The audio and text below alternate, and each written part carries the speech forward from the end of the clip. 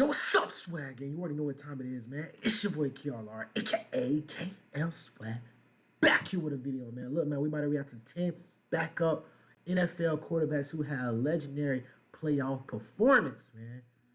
Shout out to TBS and let's check it out. Not many of us expect much from a backup quarterback. Got a long ass neck. When they put on a performance that proves us wrong, that is something magical. Damn, I hated that. Yeah, let's do it. Damn, that was embarrassing. We let Nick Foles, man, we let Nick Foles, a guy that doesn't even play like that anymore, bro, beat us in the Super Bowl. It's crazy. In the NFL, quarterbacks are kings.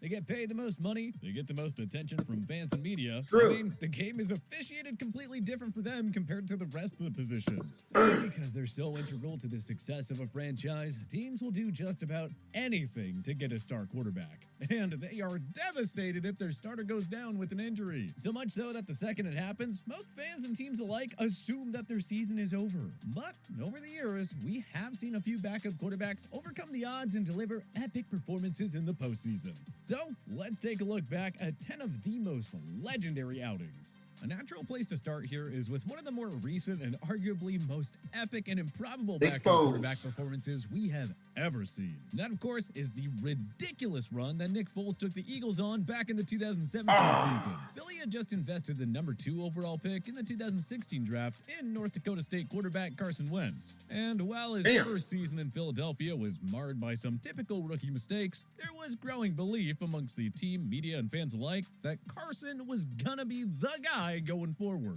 He had it all: a strong arm, athleticism, and a competitive nature that really resonated with the Eagles fan base. Wentz vindicated his supporters in 2017, emerging as an early MVP frontrunner and helping the Eagles jump out to an 11-2 start. Unfortunately, after already throwing for 4 tutters and nearly 300 yards, Philadelphia's new favorite quarterback went down with a knee injury during a Week 14 thrashing of the Los Angeles Rams. Eagles fans were devastated. It appeared that the city of brotherly love's Super Bowl chances had vanished. Foles did well enough to help Philly clinch a first-round bye and home field throughout the playoffs. And while the defense carried the team in the divisional round against the Falcons, you could almost see that with each game, Foles and that offensive unit started to gain more and more momentum. Still, the media and bookmakers alike gave them very little chance. First in the NFC Championship game against the 13-3 Vikings, and then in the Super Bowl against Bill Belichick, Tom Brady, and the New England Patriots.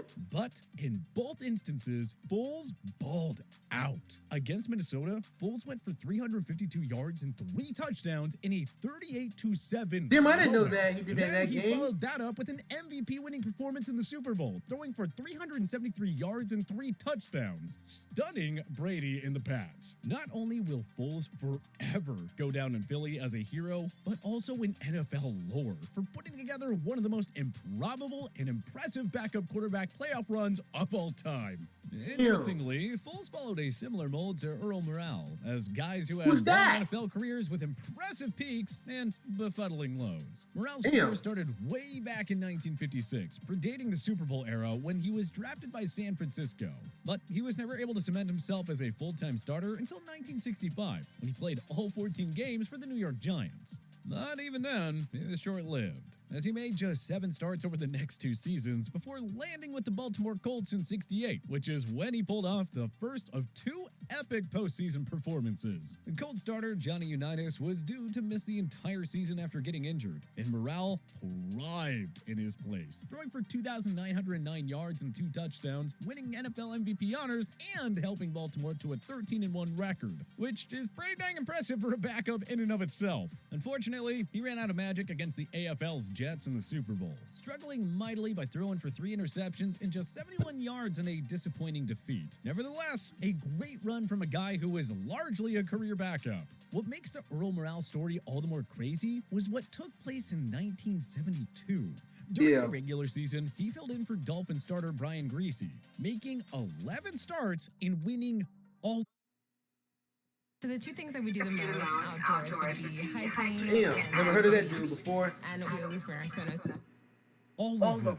And again, earning conference MVP honors. With a perfect season on the line and Greasy eyeing a postseason return, morale performed well enough to keep the dream of an undefeated season alive until he was replaced midway through the AFC Championship game, letting Greasy get them over the finish line. His numbers paled in comparison to what we saw Foles do for the Eagles, but it's only right that we included him on this list.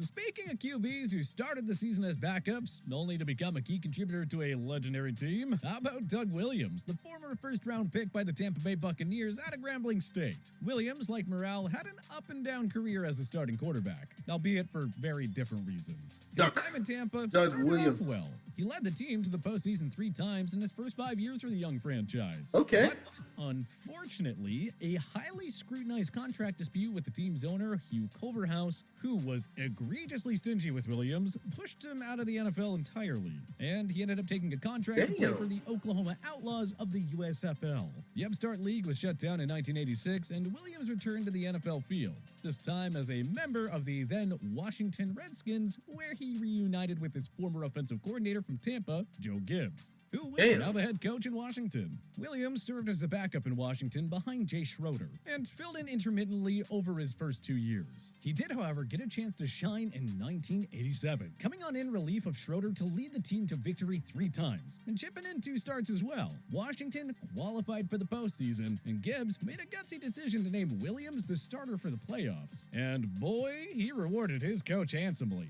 leading his team to 3 straight victories and earning Super Bowl MVP honors after throwing 340 yards and 4 touchdowns in a rout of John Elway and the Denver Broncos. It was short-lived. 340 yards was good enough to give Williams the Super Bowl passing record for a year, too. Kurt Warner and Jake Delholm are 2 more quarterbacks that made comebacks from the abyss of the secondary football leagues. In their case, the NFL Europe. 2 not only returned to the NFL, but also to deliver big-time playoff performances despite starting off as their respective team's backup. In fact, they were actually teammates together in Amsterdam as members of the Admirals. Warner made it back to the NFL in 1998 as a member of the then St. Louis Rams, serving as the team's 3rd-string option behind Tony Banks and Steve Bono. But the Rams had a busy offseason, letting Bono go in free agency and dealing Banks to the Ravens, and acquiring Trent Green to be the team's starting quarterback. That is, until Green went down with a torn ACL during the preseason after Rodney Harrison delivered a low hit on him. Up to that point, Warner had never even practiced with the first-string offense, but head coach Dick Vermeil named him the starting quarterback. And, well, the greatest show on turf was born. Warner put together one of the best seasons by a quarterback in NFL history, accumulating 4,353 passing yards and 41 touchdown passes while completing 65.1% of his passes to boot. And his magic continued into the postseason, where he and the Rams charged all the way to a Super Bowl victory over the Tennessee Titans, with Warner earning MVP honors by throwing 2 touchdown passes and setting a then Super Bowl record of 414 passing yards. Delholm, on the other hand, came up short of Super Bowl glory. But he did take over for Rodney Peete, the Carolina Panthers' then starting quarterback, only to lead the team to its first ever Super Bowl appearance in 2003. And to his credit, losing that Super Bowl was not his fault. He threw for 323 yards and 3 touchdowns against a Bill Belichick defense. And it took a last-second field goal from Adam Vinatieri to win it for the Pats. Delholm parlayed his success in 2003 and in that Super Bowl into establishing himself as the long-term starter in Carolina. On the subject of guys who parlayed a shocking jerseys are so damn big, bro. Imagine wearing those jerseys in 2022. Tom Brady, who many moons ago was once the Patriots' backup behind Drew Bledsoe. And as Bledsoe's backup, Brady stepped up in a big way after Drew went down with an injury during Week 2 of the 2001 season.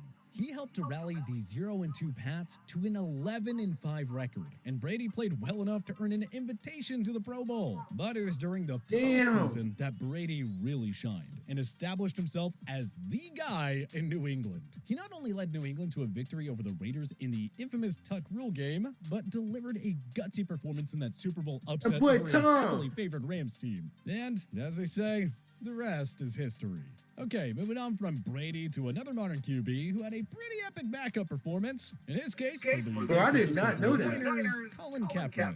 Kaepernick took over for Alex Smith in Week 10 of the 2012 season, and he took an already good 49ers team to a whole nother level, most notably with his epic performance against the Green Bay Packers in his first ever postseason start, when he had 263 passing yards, 2 passing touchdowns, and an insane 181 rushing yards and 2 rushing touchdowns as the 49ers defeated the Packers 45-31. His Niners did, however, lose the Super Bowl that year, but even so, that showing against Green Bay was enough to get him on this list alone.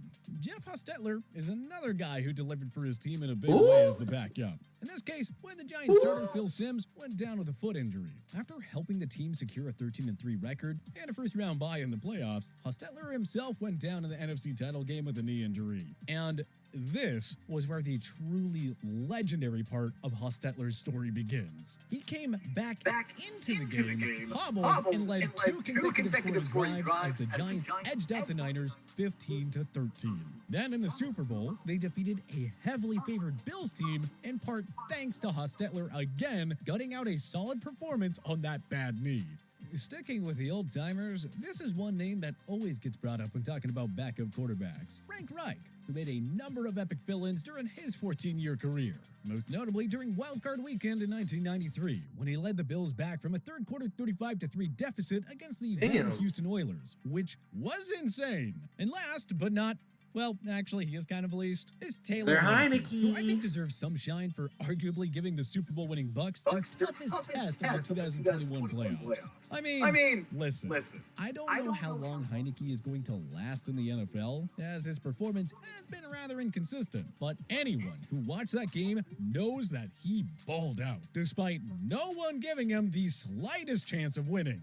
But considering the fact that he was signed to the Washington practice squad and his main focus was finishing up his engineering degree, I'd say going for 306 yards and 2 touchdowns in a 1-score playoff game against the eventual Super Bowl champs is pretty dang legendary. But which other NFL backup quarterbacks had an epic playoff performance? Did we miss anyone? Join us in the comment section below. Damn, man, that's crazy, man. But anyways, man, I love you guys, man. Road to 10K. I will see you guys in the next video.